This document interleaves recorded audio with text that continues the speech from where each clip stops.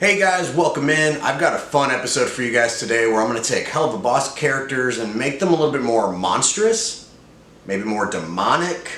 I don't know, I'm kind of playing on words here, but whatever I came up with is going to be in the title. But really importantly, before we get to that story, before we get to that episode, you want to stay tuned to the very end because I'm going to announce my very first community redraw. Alright, so without further ado, just sit back, relax, and enjoy the episode. In Dimension D-008, we find a devil raising his demon army. The devil's name is Saber. Saber was raising a demon army to help him conquer the 100 dimensions of Dimension D. Conquering the dimensions would allow them to extinguish the forces of good once and for all. The only foreseeable problem to Saber's plans was a group of heroes calling themselves the Dimensional Adventurers. The DA, as they called themselves for short, were tasked with putting an end to Saber and his demon army. The DA gave Saber no choice but to reach out to the other devils within Dimension D. One such devil who received the call was a devil named Blitzo. Blitzo is a crimson imp devil of Dimension D-066. He is 7 feet in height and weighs about 250 pounds. He has one long curled striped horn. The other was damaged in a fierce battle against the demon owl king Stolas. He wore the skull of his first kill around his neck with a chain. He wore no visible clothing apart from 2 wrist braces. Blitzo had a few other notable physical attributes as well. The tip of his tail resembled an arrowhead. He has a scar that runs down his left eye from his previous battle, and he had a white birthmark over a portion of his right side of his face. The message to Blitzo was one that intrigued him. He soon began to recruit his demon generals so that he would be ready to take on the DA if they were to ever step foot in his dimension. The 2 generals hand-selected by Blitzo were ones that would give the DA tremendous amounts of trouble. They were the Hellhound Demon Vortex and the daughter of the Demon Owl King, Octavia. Alright guys, so when it came to designing Blitzo, I had a really good visual image inside my mind of how I wanted his face to look like. Everything else kind of came after the fact. I did want his little skull that he wears to really be there, so I wanted to make it a little bit bigger. I did contemplate on making it into another devil skull or an imp skull or maybe an owl skull to make it seem like it was Stolas' skull, right? So I did play around with those ideas in my mind, but I just kind of stuck with the basic human skull shape. I wish I pushed this further. I thought the inking was great, but I wish I pushed the image further. I really wish I went full body.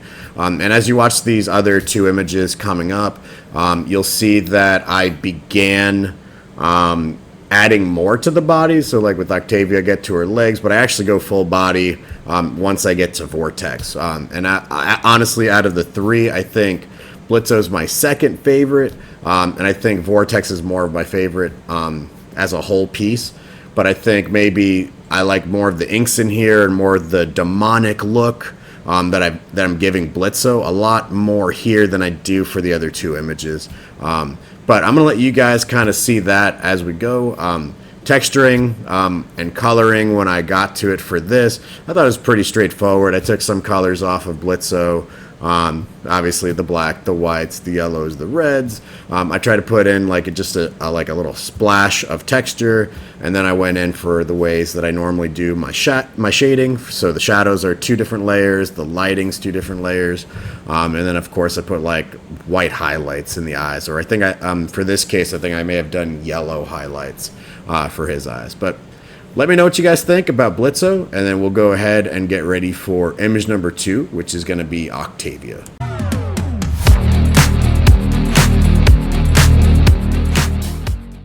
In order to understand why the avian princess sided with her father's enemy, we'll have to go back about 15 years.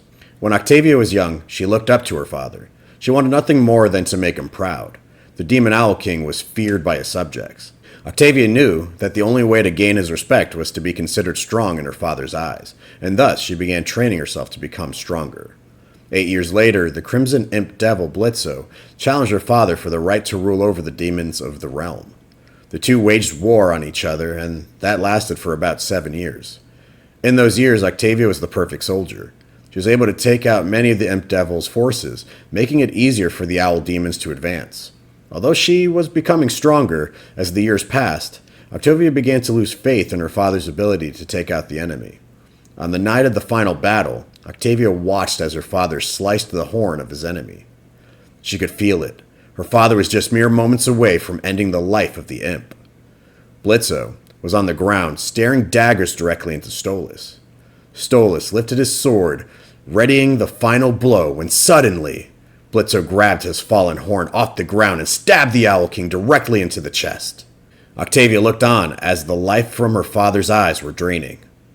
Blitzo rose his body off the ground and gestured for Octavia to join him. She did as commanded. Blitzo demanded that she call off the owl demons and to pledge her allegiance to him. Octavia looked at her father on the ground and was filled with rage. She kicked him, and his body rolled across the battlefield. Blitzo looked at her and told her that she was strong. He said that he would be proud to have such a strong soldier to be part of his ranks. She knelt and pledged her loyalty. Blitzo smiled and began devising plans for Octavia and the future of his new kingdom. Alright guys, so I think out of all three, I think Octavia is my least favorite that I did when I'm comparing them.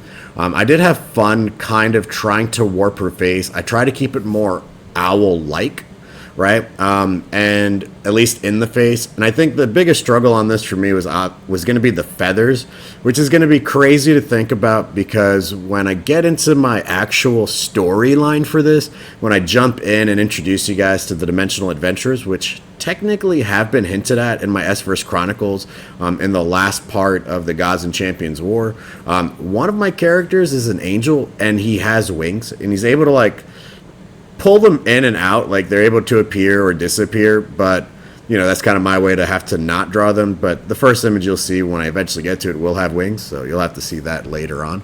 But I do think I do a good job of rendering like her outfit, so giving her like that star pattern, like tights, I guess is what she's wearing, like almost in my mind I'm thinking like a gymnast. I did have fun putting in like the little flame crown for the beanie, the black to the purple hair tones I thought were kind of cool. But ultimately, I think, you know, if I felt a lot better about the feathers, I think I would have liked this a little bit more. And maybe if I had gone all the way down and did her as full body as I could have, I think it would have been better as well. But I'll let you guys let me know what you think about the way that I did Octavia. And we're about to get to my favorite piece of the three, which is Vortex.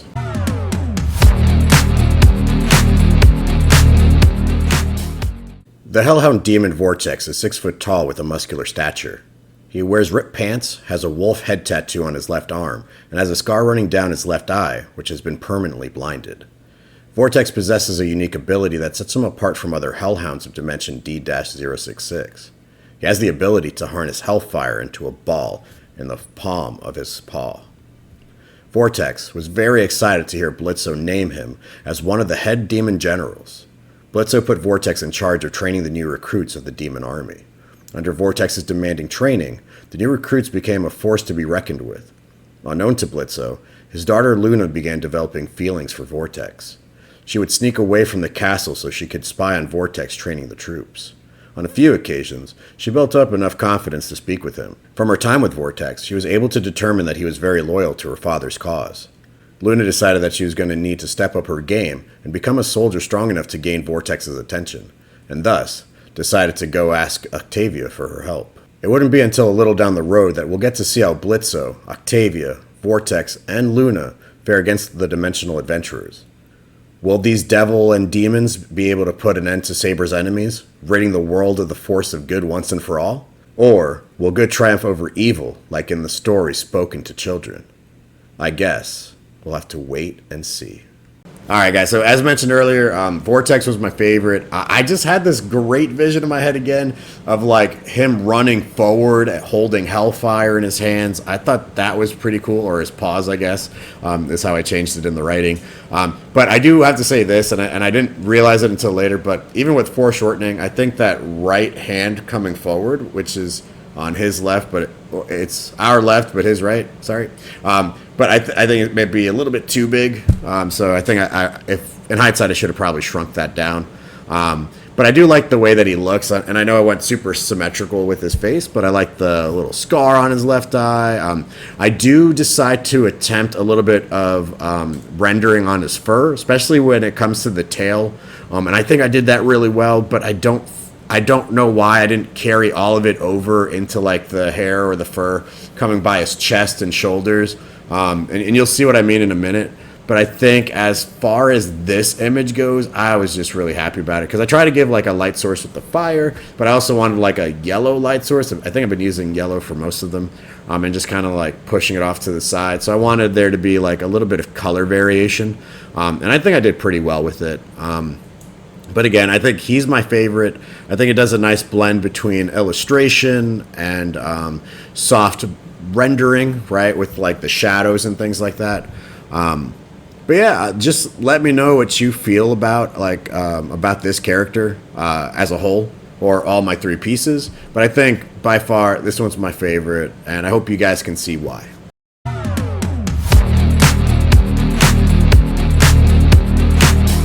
I hope you enjoyed the episode. I have an original story that will tie in with this one later, where we'll learn more about Saber and the Dimensional Adventures, but that actually won't release until sometime in November, and I know it's a bit far out, but I have a lot of great things coming up before then, including the aftermath of the Gods and Champions War for my S-Verse Chronicles series, and another original story that will combine Pokemon with Digimon and Mega Man. But what I'm most excited about is the start of my very first Community Redraw. A Community Redraw is where all my subscribers can submit in a piece of artwork that's either digital or traditional that coincides with the theme or prompt of my choosing.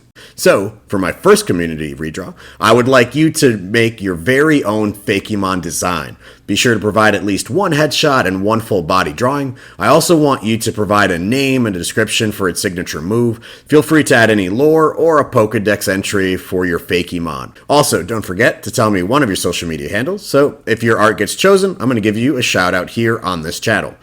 All submissions will go to dwmsredraws@gmail.com. That's Drawing with Mr. Sepulveda redraws@gmail.com. I can't wait to see your art submissions, so until then, I'm Drawing with Mr. S, and I'll catch you all in the next video.